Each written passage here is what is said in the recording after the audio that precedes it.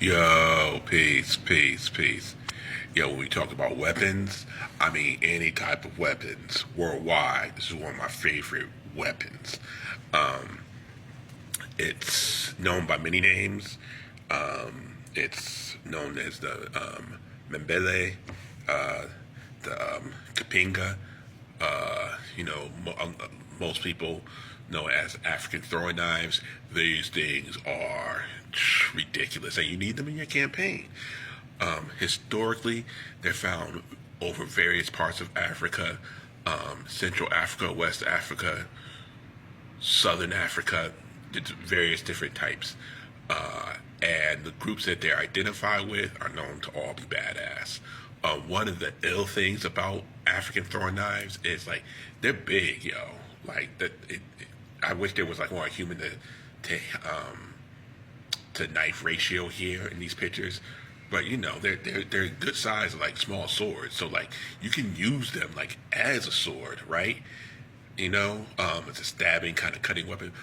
But where they really shine is like their throwing ability, because first they thought it was Legends, but then like I forgot what that show was where they do like reenactments of historical fighters and stuff, weapons, whatever. So the Legends was like, yo, that these knives would go around shields, and they tested that shit out, and the junk is real. Basically what they do, they roll over the shield, around the shield, and still can cut people. Why isn't this in your campaign? I'm just saying, yo. I'm just saying.